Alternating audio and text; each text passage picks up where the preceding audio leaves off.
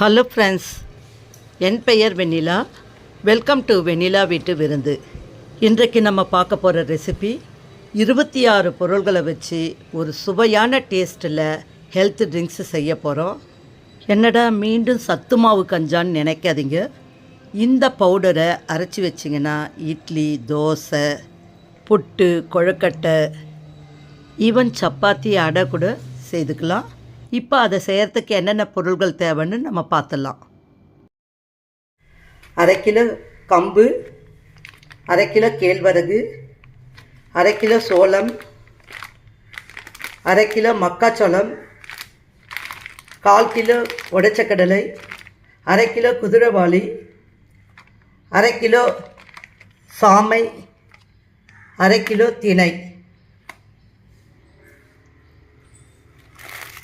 1/4 kilo கோதுமை, சம்பா கோதுமை, 1/4 kilo வேர்க்கடலை, 1/4 கிலோ கருப்பு உளுந்து, 1/4 கிலோ பச்சை பயிறு, 1/4 கிலோ வெள்ளை மூக்கடலை, 1/4 கிலோ பால்ரி அரிசி, 1/4 கிலோ கொள்ளு, 1/4 கிலோ சோயா பீன்ஸ், 100 கிராம் சவ்வரிசி, 100 கிராம் முந்திரி, 100 கிராம் பாதாம், 100 கிராம் சாரப்பருப்பு, 100 கிராம் ஓமம், 100 கிராம் பிஸ்தா பருப்பு, 100 கிராம் சுக்கு, 100 கிராம் எள்ளு, 100 கிராம் கெசகெசா, 25 கிராம் ஏலக்காய். என்னங்க, இத்தனை ஐட்டங்களை பார்த்த உடனே மலைச்சிட்டிங்களா? கண்டிப்பாக இதே போல் ஒரு 26 ஐட்டங்களை சேர்த்து நீங்கள் ஒரு முறை அரைச்சி சாப்பிட்டு பார்த்தீங்கன்னா மீண்டும் மீண்டும் இதே போல் தான் அரைப்பீங்க. இத்தனை பொருள்களையும் நல்லா ட்ரையாக வறுக்க போகிறோம். அதுக்கு பாட்டம் திக்காக இருக்கிற இண்டாலியம் கடாயை ஒன்று ஸ்டவ்வில் வச்சாச்சு. முதல்ல கம்பை வறுத்துக்கலாம். கம்பில் களி, கூழ், அடை, தட்டை கூட நல்லாயிருக்கும். ஸ்வீட் போட்டு செய்யலாம். கம்பு மாவு வச்சு புது ரெசிபிகளை அடுத்த வீடியோக்குள்ளே போடுறேன். கம்பு நல்லா ஃப்ரை ஆகிடுச்சு. இது போல் வாயகன்ற ஒரு பேஷன் இருந்ததுன்னா அதில் கொட்டி ஆற வச்சுக்கலாம். அடுத்ததாக கேழ்வரகு வறுத்துக்கலாம். கேழ்வரகுலேயும் கூழ், களி, அடை, தோசை என பல வகையான ரெசிபிகளை செய்யலாம். கேழ்வரகு நல்லா வறுந்துடுச்சு.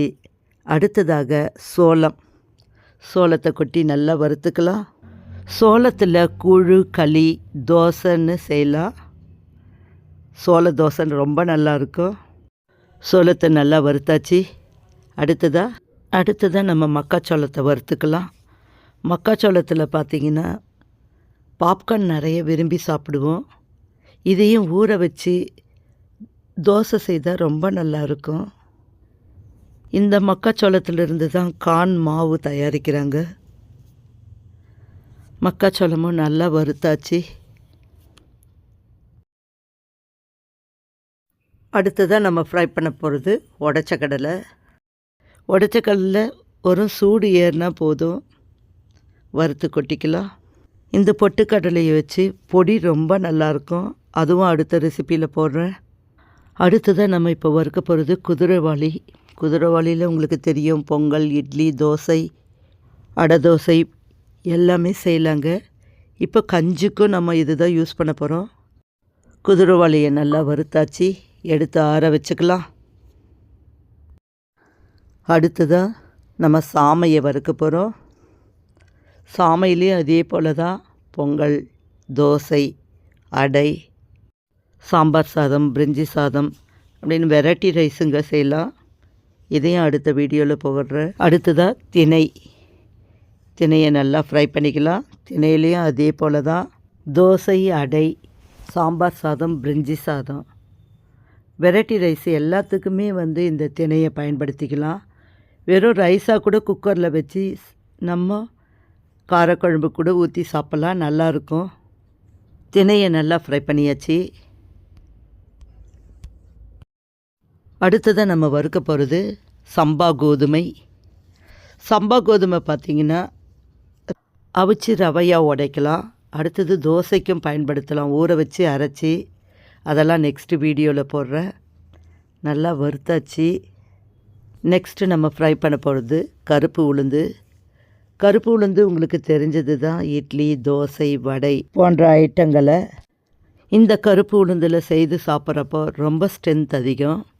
அது மட்டும் இல்லாமல் ஏஜ் அட்டன் பண்ண குழந்தைகளுக்கு கருப்பு உளுந்து களியும் அடுத்தது பொடியும் செய்து தருவாங்க. ரொம்ப ரொம்ப நல்லது. இடுப்பு எலும்புகளுக்கு நல்ல வலு தரக்கூடியது. இதையும் ஃப்ரை பண்ணி எடுத்தாச்சு. அடுத்ததான் நம்ம வறுக்க போகிற ஐட்டம் பச்சை பயிறு. பச்சை பயிறு பற்றி சொல்லவே வேணாங்க. தோசை சூப்பராக இருக்கும் பச்சை பயிறு தோசை. அது மட்டும் இல்லாமல் சுண்டல், இருக்கிற சுண்டல்லையே ஈஸியாக செய்யக்கூடிய சுண்டல் இந்த பச்சை பயிறு சுண்டல். இதை வாரத்துக்கு 3 முறை குழந்தைகள் முதல் பெரியவர்கள் வரை சாப்பிட்லாம். இதுவும் என்னோடய வீடியோவில் போட்டிருக்கேன். சாட் மசாலா வச்சு எப்படி சுண்டல் செய்கிறதுன்னு. அடுத்ததாக நம்ம ஃப்ரை பண்ணுற ஐட்டம் சோயா பீன்ஸ். பார்த்திங்கன்னா கோதுமை மாவு அரைக்கிறப்போ எப்போவுமே சேர்த்துக்கலாம் சோயாவை. ரொம்ப நல்லாயிருக்கும், சாஃப்டாக இருக்கும் சப்பாத்தி. அது இல்லாமல் பூரிக்கும் ரொம்ப ரொம்ப நல்லாயிருக்கும். சோயாவையும் நல்லா வறுத்து எடுத்தாச்சு. அடுத்ததாக நம்ம ஃப்ரை பண்ணுற ஐட்டம் கொள்ளு பற்றி உங்களுக்கே தெரியும். கொள்ளு ரசம், கொள்ளு தோசை, கொள்ளு வச்சு துவையல் ரொம்ப ரொம்ப நல்லா இருக்குங்க. அதை விட கொள்ளு பொடியெல்லாம் நான் செய்து என்னோடய மகளுக்கு சிங்கப்பூருக்கு கொடுத்து அனுப்புவேன். ரொம்ப ரொம்ப நல்லது. கொள்ளு சாப்பிட்றப்போ உடல் எடையை குறைக்கண்டு நிறைய பேர் கொள்ளு அவிச்சு சாப்பிடுவாங்க. கொள்ளை இப்போ நம்ம நல்லா வறுத்தாச்சு. அடுத்ததாக நம்ம ஃப்ரை பண்ண போகிறது பால்ரி அரிசி. பால்ரி அரிசியை பற்றி நிறைய பேருக்கு தெரியாதுங்க. அந்த காலத்தில் நிறைய யூஸ் பண்ணாங்க பால்ரி அரிசியை. உடம்பு சரியில்லைன்னா வறுத்து அம்மியில் வச்சு நுணுக்கிட்டு கஞ்சி வைப்பாங்க அம்மாலாம். வேகிறதுக்கு ரொம்ப நேரம் ஆகும், வாசனையாக இருக்கும். ஆனால் பால்ரி அரிசி நல்லா வறுத்தாச்சு.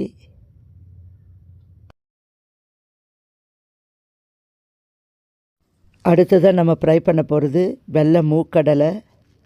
தேவைப்படுறவங்க கருப்பு மூக்கடலை கூட நம்ம யூஸ் பண்ணிக்கலாம்.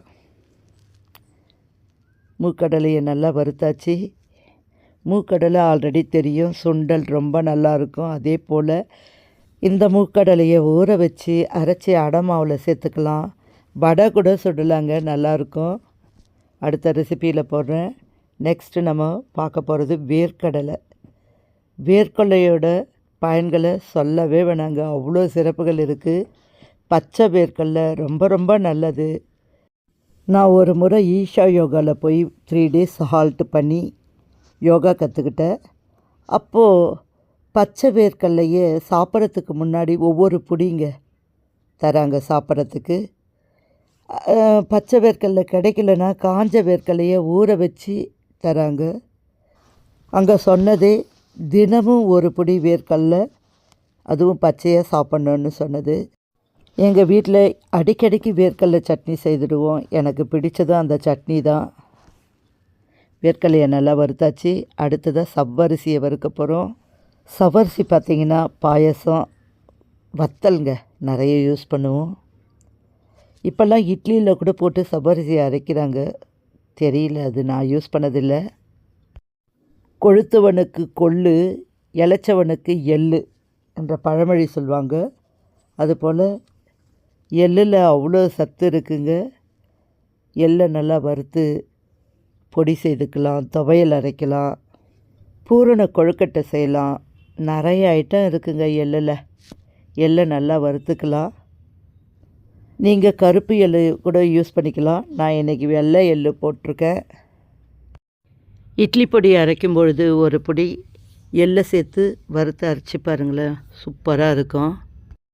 எள்ளை வறுத்தாச்சு. அடுத்ததாக நம்ம வறுக்க போகிறது கெசகெசா.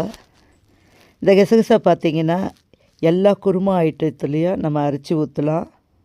அடுத்ததாக ஏலக்காய். 25 கிராம் ஏலக்காய் சேர்த்தேன். அது இல்லாமல் வீட்டில் ஒரு 25 கிராம் ஏலக்காய் இருந்தது. மொத்தம் 50 கிராம் ஏலக்காவை வறுத்துக்கலாம். ஏலக்காய் எவ்வளோ சேர்த்து வறுத்து அரைக்கிறோமோ நல்லா வாசமாக இருக்கும். வறுத்தாச்சு. அடுத்ததாக நம்ம வறுக்க போகிறது சுக்கு. சுக்கு பார்த்திங்கன்னா நல்லா பெரிய பெரிய சுக்காக இருந்தது, நல்லா தட்டிட்டேன். பொடுசாக தட்டி வறுக்கும் பொழுது வாசம் நல்லாயிருக்கும். சுக்கு பொதுவாக ஜீரணத்துக்காக பயன்படுத்துவாங்க, கோல்டு இருக்கிறப்ப பயன்படுத்துவாங்க. இப்போ நம்ம சுக்கு காப்பி குடிப்போம். அதிரசெல்லாம் செய்யும் பொழுது சுக்கை தட்டி போட்டு அதில் அதிரசம் செய்வோம் மாவு பாகு எடுக்கிறப்போ. அது மட்டும் இல்லாமல் சுக்கு வச்சு காரக்குழம்பு வைப்போம், ரொம்ப ரொம்ப நல்லாயிருக்கும். ஆனால் ஹீட் ஆகிடும் ரொம்ப உடம்பு, அளவாக சேர்த்துக்கணும். அடுத்ததாக வறுக்க போகிறது நட்ஸ் ஐட்டம். முந்திரி, பாதாம், சாரப்பருப்பு, பிஸ்தா, ஓமம் எல்லாமே நம்ம பாயசத்துக்கு யூஸ் பண்ணுவோம். நட்ஸு பார்த்திங்கன்னா இப்போ எல்லாத்துலேயுமே சேர்த்து நட்ஸ் வந்துடுச்சு. டாக்டரோட அட்வைஸே தினமும் 4 நட்ஸு சாப்பிட்ணுன்னு. இப்போ பொடியில் சேர்க்கும் பொழுது நீங்கள் இன்னும் எவ்வளோ தேவைனாலும் நட்ஸை நிறைய சேர்த்து நம்ம வறுத்து சேர்த்துக்கலாம். அவ்வளோதாங்க, நம்ம எல்லா ஐட்டமும் வறுத்து கொட்டியாச்சு. பாருங்கள், 26 ஐட்டங்களை வறுத்துட்டோம். இந்த ஐட்டங்களை நல்லா கலந்துட்டு நல்லா காத்தார ஆற வைக்கணுங்க. இது போல் ஒரு பெரிய பாத்திரத்தில் போட்டு நல்லா கலந்து விட்டுக்கலாம். இந்த பொருள்களை மிஷினில் கொடுத்து அரைக்கணும். அரைக்கிறதுக்கு முன்னாடி ஒரு புடி உப்பை சேர்த்து அரைச்சிடணுங்க. இத்தனை ஐட்டங்களை வறுக்கும் பொழுது நான் யாரையும் நம்பி விட மாட்டேன். நானே தான் எப்பவுமே பொறுப்பாக வறுத்து அரைப்பேன். இதை தயார் பண்ண மொத்தம் 1 hour ஆச்சு. இப்போ எல்லாம் வறுத்ததை இது போல் ஒரு தூக்குவாளியில் ரெடி பண்ணி எடுத்தாச்சு. மொத்தம் 5 கிலோ ஐட்டங்க. இனி இதை மிஷினில் கொடுத்து மாவாக அரைச்சி நம்ம பயன்படுத்திக்கலாம். இந்த வீடியோ உங்களுக்கு பிடித்திருந்தால் லைக் பண்ணுங்கள், ஷேர் பண்ணுங்கள், என்னோடய சேனலை சப்ஸ்கிரைப் பண்ணுங்கள். நீங்களும் ஒரு முறை இதே போல் செய்து பாருங்கள், கண்டிப்பாக நல்லாயிருக்கும். சப்போஸ் உங்களுக்கு செய்கிறதுக்கு டைம் இல்லைன்னா எனக்கு மெசேஜ் போடுங்க, சேல்ஸுக்கு நான் விற்பனை செய்கிறேன். மீண்டும் அடுத்த ஒரு நல்ல ரெசிபியோடு உங்களை மீட் பண்ணுறேன். நன்றி, வணக்கம்.